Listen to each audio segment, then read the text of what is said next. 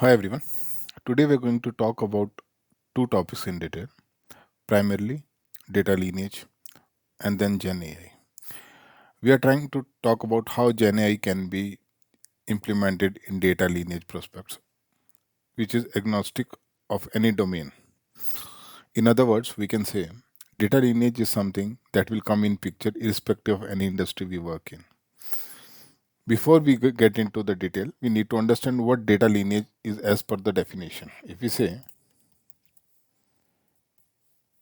so data lineage is nothing, it's a process of tracking the data set journey from its origin to its destination, what all transformation happens and the movement it undergoes. For example, in any use case, we can consider we are getting the data from some system and it is being transformed over the period of time.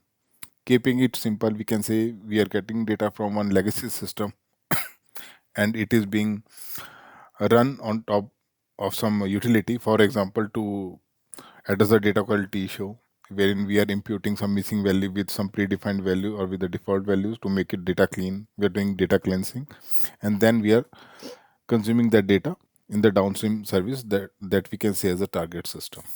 This is a hypothetical understanding how the data move.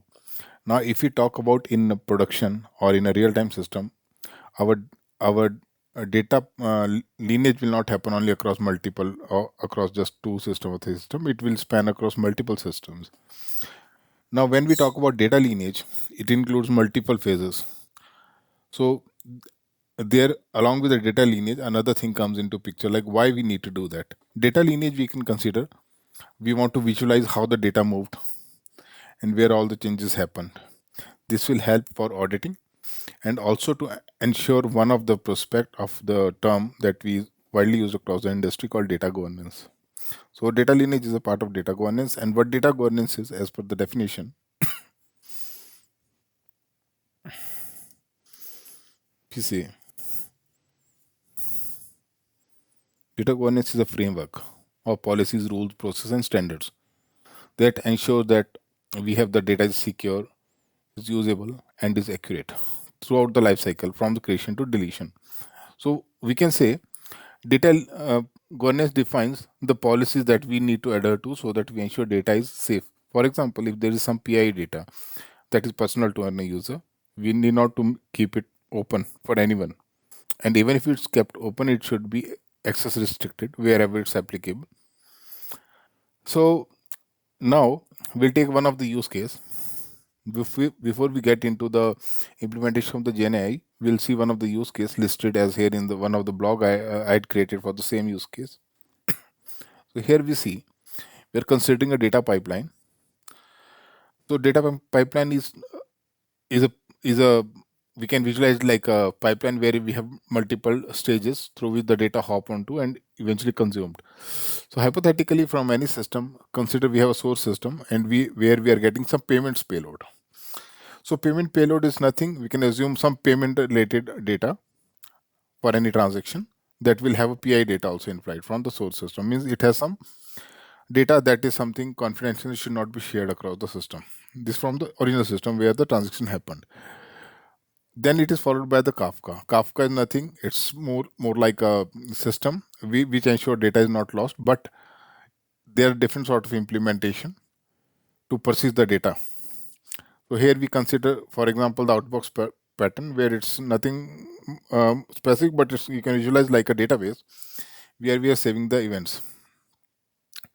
And these are functionally in Kafka, it is retained for a span of 7 days, or it could be customized to be saved up to a specific size of data is reached, and then it could be passed. That's another aspect.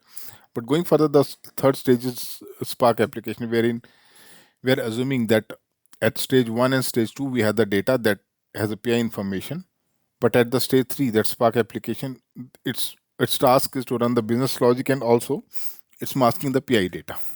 So we can assume this Spark application is going to be the source for the forthcoming downstream services like ledger system here. So this is one of the use case.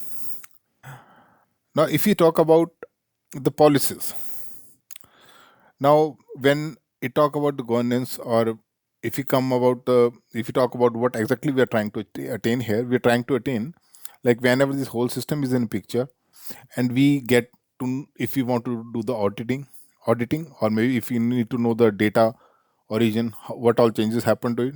It could be because it could be for generating the report at different stages of the pipeline. It could be for multiple purpose, but this is something, it's a requirement for any of the system we have to ensure to, it's basically to trace the data.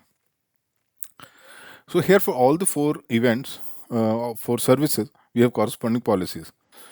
So first of all, the payment should come as in raw data as we discussed. Then it should retain in the table corresponding to the Kafka for a span of 7 days. Then Spark job, we assume it will run for 10 days or so. Hypothetically here, eventually it will be consumed in the downstream settlement ledger, or we can say target state, basically ledger system, where when it's consumed will be sent triggering the events to the email to notify the stakeholders. So now we'll talk about where the GenAI coming in picture. So GenAI is coming in picture at the stage when, consider we have a system already in place, and auditor comes, or maybe for any end user, he just want to know, okay, we got, now visualize this system in a very large scale, in million of records. So we need to know what all happened at which stage. So in order to make it streamline, as in plain English, so the person, we can easily debug and we can backtrack the process. We'll be using GenAI. So eventually, when we are using GenAI, we are expecting our job, the Python file that we have written, that will use the OpenAI key to get the response something similar to the policies. Now here, this is for illustration. I kept all stages to respond with the positive response. Positive response here, I'm specifying like it will mention there won't be any data drift, there won't be any whatever, wherever we have done the imputation to address the data quality issue, that will also be mentioned. So it's more like an happy path for illustration. But in real time, it all the service will be fetching the data from the logs, for example, or from the observability system, and in the real time we'll get the corresponding output from the LLM. So before getting to the code, which I pasted here, and we have a, and I've shared the link for my Git repo here. Here you'll find the exact the whole file, Python file, along with the requirement txt that we need to install as a prerequisite. So if you see here, before we look into the code, when we run the file that is hosted in the GitHub, we'll see the lineage path is from source to destination. If you just hover over it, it's like the first stage start with the topic payments, where we talked about as a payment payload. That's stage one. Then from stage one, it goes to bronze payment raw, means a table corresponding to the Kafka outbox pattern, or we say simply a Kafka database, where we are still storing the data in a raw format, means the PI data is not yet masked. Then we go to stage three, that deals with from two to we go to payments enrichment. It's basically wherein we are running the Spark job that will do the imputation and will do the masking and will address the data quality issues, as I just said, using the imputation, and it will be tracking the data drift as well. And eventually we'll see the data getting settled to the score. This is how the lineage is. So here for illustration, I've created it using a directed uh, graph, and this is a representation done for the data lineage for the pipeline using a using a graph, network graph, Python API, that is displaying here the source to destination lineage path, basically. So what we are trying to say, this is from source to target, but whenever we run this file and we are going for auditing, we want to run the data lineage, it will backtrack. It will start from the ledger, I mean the target state, then it will go to Python state, the Spark job, then it will go to our Kafka storage layer, then it will go to our eventually source. And for while running that lineage, it will tell what happened at which stage. Now see here, this is the policy across the path. Like whenever stage one, we ingest to the Kafka, there's no masking, it's raw data, it retained for 7 days. access is restricted. There's null check done for the from the data quality perspective, and there was no drift. Schema drift means the schema didn't change. Hypothetically, we have just kept the three. We can define more policy as per the our requirement. And in the second stage, uh, wherein Spark job is running, it's processing, doing masking, and we are assuming the job is running for a longer span of 30 days and access is still restricted. And there's again a null check as a part of data quality. And again, there's no schema drift. And eventually, when the data is consumed downstream as the last stage, what is target state in the ledger book, or you can say digital ledger book, it will retain for 7 days and auditor access is allowed.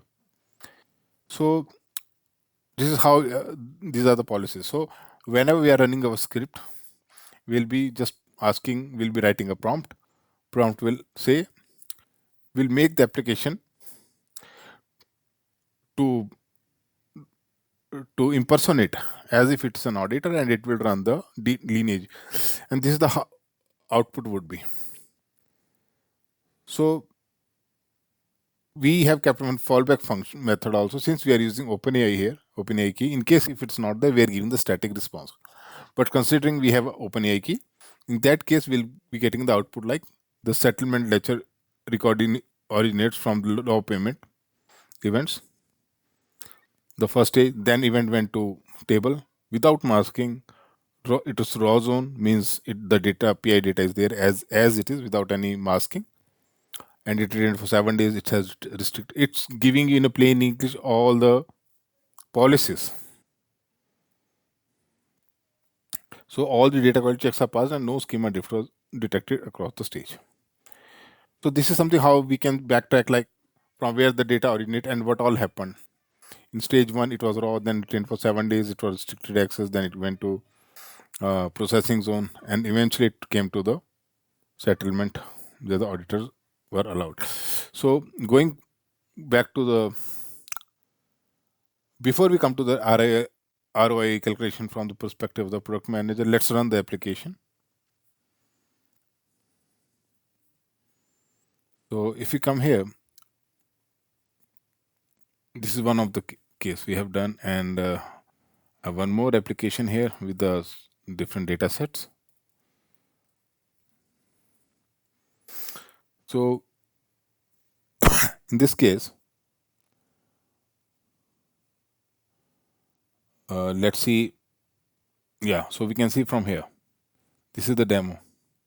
This is what we have just discussed, the how the lineage path is, policies are there, and this is how the output is coming.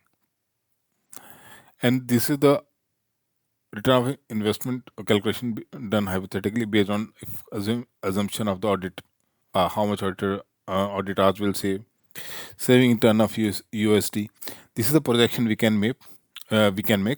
Based on the we can extrapolate based on the calculation that we get.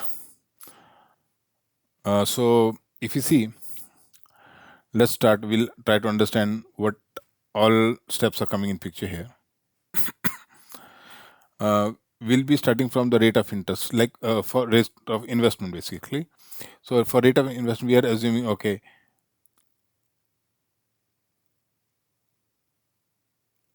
suppose we had a number of hours manually hours we used to take audit for audit earlier 40. It might easily come down to 12. And similarly, like for the incident, basically before we have to report in 6.6 hours, with GenAI it will turn out to be 3.5. These are like projection we can put, but yeah, that really depends on the our real time data that we have. But these are the major aspects we can consider while implementing GenAI for the data lineage. So before we start, we see how what application basically do. So we are creating a simple lineage graph. What this lineage graph is doing here, build a lineage graph using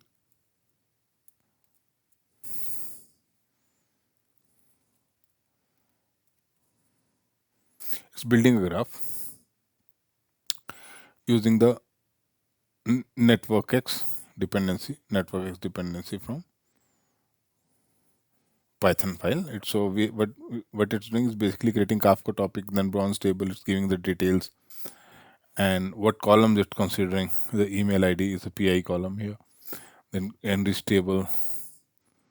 This is for the corresponding to the Spark job. This is for the source table. So for all the four services, we have created the data sets.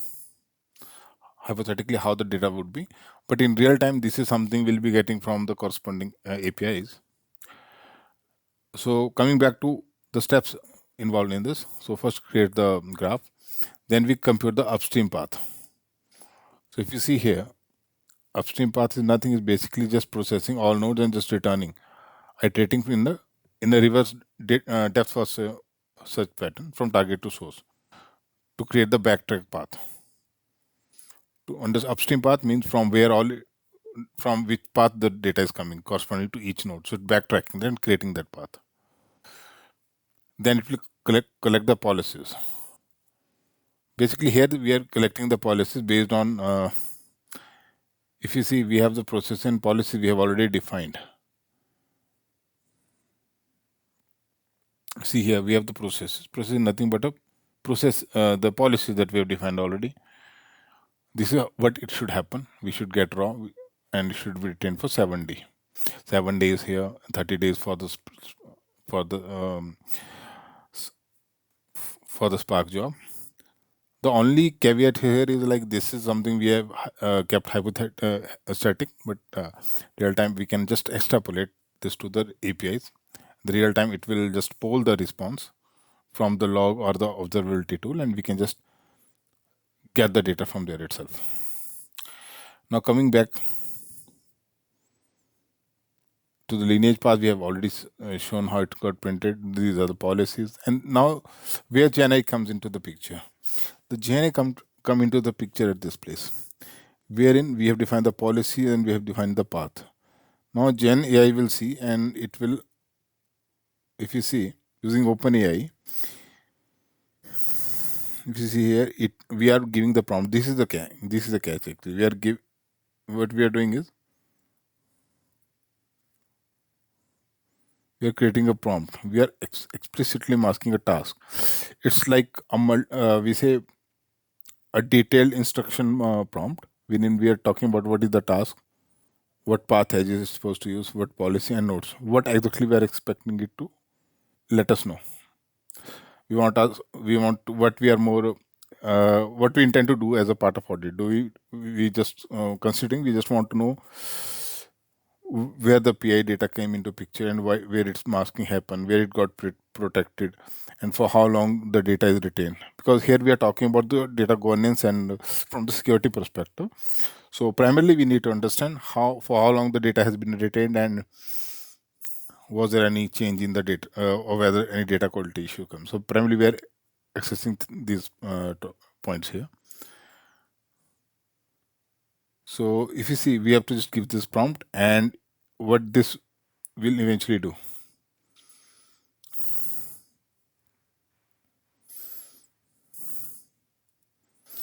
So it just taking the list of all the policies, and based on the response that we get, it will convert that into plain English. Now, when we say plain English, it looks like okay. For any person who has technical knowledge for a big system, he can easily make it from the response only. For example, if you talk about this one, an argument could be okay. Why should we invest much on this? We are getting everything in plain English, but here also it's understood. But the thing is, here it's explicitly being mentioned data quality null check, but it won't remain confined to that. The real-time system will not have just data quality issue for having null check. It could be with the length of the parameter. It could be of out of range parameter attributes. It could retention period could be different, and and above all, in the production system will not confine to only 3 nodes, for example, for illustration as I've shown here, and we can easily extrapolate like how return of investment will come up in that use cases. The only thing is, if you see, it's very easy for us to understand using GenAI what exactly happens if you see events are ingested into the bronze table without masking. Spark job enriched. It's very clear and understandable. In a in a system where we have lot of services coming in picture on and off, the data lineage can be run from from any of this system like subsystem. Considering if we have like suppose we have one legacy system, then we are getting into Kafka, then we are writing to DB, then we are writing to some another storage, then we are publishing to another Kafka topic, then another downstream publisher consumer we have. So in different context, we can have multiple different pipelines getting created. So we can just run this application by defining by tweaking the pipeline, wherein I mean instead of initial four services, we can take last four services on middle four services. We can chunkify that pipeline, so we can create different data lineages, and it's easy to backtrack that. The only thing what we intend to do is we just want the end user to know or the auditor to know on what features, on what attributes he intend to run the auditing and data lineage. Like in this case, we just kept primary case like the imputation. Now, if you so the PI data protection and the data quality issue, and any schema drift, any change in schema that happen. So here, if you see, we are just asking. So we got across this. We said events were ingested into without masking. So from here also we understand there's no masking. This is corresponding to the bronze table. So yeah, regarding this one. So here also access was restricted. Masking was not there. It's a raw data. But the statement here makes it more clear. Like the settlement ledger record that originate from the original source, events are published to Kafka. Events are ingested into bronze table without masking. So it's giving you all policy in a very customized. Now down the line, the policy could be not be confined to the three. It could be 5, 10, 12, and it could change based on user requirement. So what he need to do, he just need not to do anything. He just need to specify the instruction prompt, and you will get the data lineage according to those features itself. So for example, if you have like primarily on an average for general auditing, we need to audit 10 features. But for one specific auditing, we just need to do the auditing for one feature. We can simply put into the instruction prompt here. Let's see if we say here, we have asked for the PI protection and mention the retention, because here in outcome we are saying retention and no schema prediction. So it's saying it's giving it detail like auditors are allowed restricted access. So we're getting response broken into three values, like what operation happened, how long it was written, and what was the access. Now if you go back, if we ask him not to call out the other, and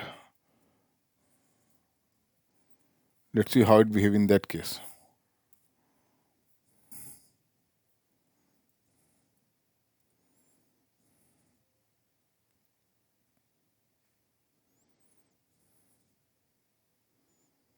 So here also we are getting the response. Auditor allowed 30-day retention. So it's more like it's using the fallback method here.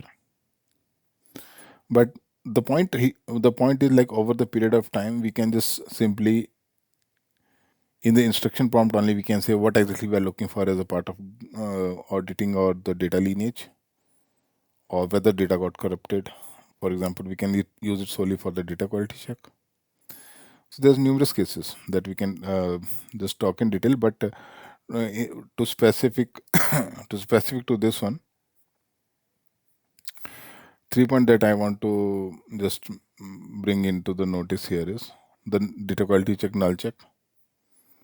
The other schema drift means primarily we are expecting, okay, so schema doesn't get changed anywhere unexpectedly, and then whatever null checks were required, those also went past. We don't have any unexpected null values, and also access is not given to anywhere. It's auditor only allowed. It's restricted in raw and processing zone. So this comes as one of the part of the data governance itself. and then we need to know the retention. So basically, this is the catch here is in a real-time production, we just need to change the instruction prompt. And here for illustration, I've used uh, the static values for each of the run, or you can say for each of the service. But in production, it should be polling continuously, or at the time when we are running the lineage, you should poll the response from the, for example, from the corresponding logs or the incidents corresponding to each of the services. This is one of the simple use case. So we can elaborate in it in different use cases. This is what I intended to talk about, how a project manager can also use it without having much, you know, a person need not to write everything from the scratch, but as a part of the MVP or POC, can easily do the projection based on the GenAI itself. This can be extrapolated for the production where we have large system. In the forthcoming discussion, we'll try to do the model distillation, and we'll try to use the same model in local, so that our validation and POC generation could be well confined within the memory of our local setup. Thanks for joining.